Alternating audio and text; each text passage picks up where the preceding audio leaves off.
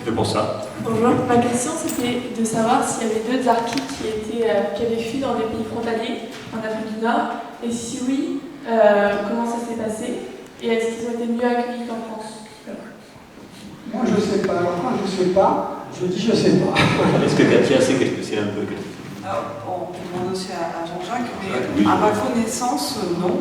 À ma connaissance, non, je ne pense pas. Après, donc ils ont été environ 90 000, on disait, à pouvoir se réfugier en France et fuir les massacres post-indépendance en Algérie. Donc il y a la moitié qui ont pu être, donc comme on l'a déjà dit, rapatriés par, même si le terme de rapatrié ne convient pas forcément aux harkis, mais ont pu être transférés, réfugiés en France par des officiers, des missionnaires ou non, des obéissants. On peut les appeler les justes de France aussi. Donc la plupart en fait étaient soumis à ce départ vers la France salvateur, soit par les officiers, soit pour la moitié par le plan de rapatriement qui a mis du temps à être mis en place et qui a été mis en place par une directive de Robert Boulin qui était ministre des rapatriés. Donc moi, à ma connaissance, ils étaient soumis à cette seule solution salvatrice qui s'offrait à eux. Jean-Jacques, tu voulais rajouter quelque chose peut-être sur les rapatriements potentiels en Afrique du Nord? Non, tous les rapatriements sont extrêmement encadrés. Donc on ne peut pas s'échapper. On ne peut pas s'échapper pour partir, on ne peut pas s'échapper pendant le voyage, et on ne peut pas s'échapper quand on arrive. D'ailleurs là, Khalifa Haroun s'est échappé, mais plusieurs années après.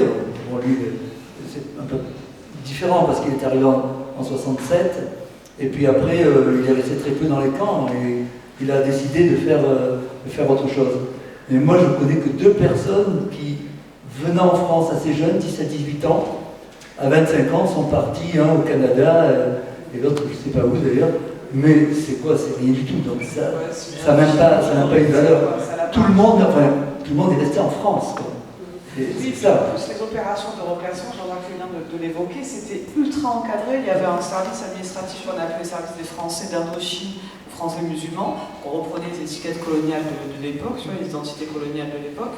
Mais du coup, ils géraient et surveillaient donc, les offres d'hébergement, de travail potentiel pour les chefs de famille.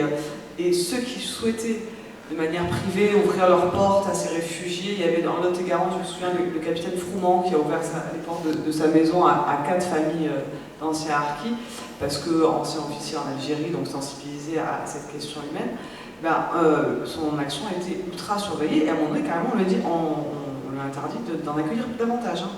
Donc il y avait quelques âmes généreuses en France, parce que ça contrebalance un peu ce que j'ai dit aussi tout à l'heure sur le racisme latent et violent dans les mentalités françaises de l'époque. Il y avait quand même quelques âmes généreuses, mais elles étaient ultra contrôlées.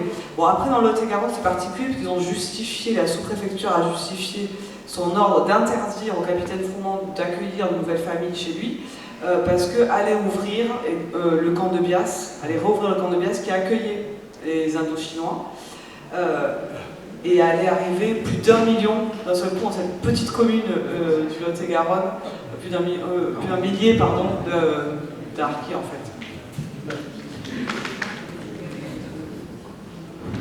Effectivement, oui, il y en a quelques-uns qui ont suivi quelques familles pieds noirs, je sais, moi en Argentine, mais après, voilà, c'est difficile. Est-ce qu'il y a une autre question aussi? Une question, c'est sinon quand même un petit mot sur justice et réparation, parce que oui, c'est pour finir. Alors, on en parle souvent.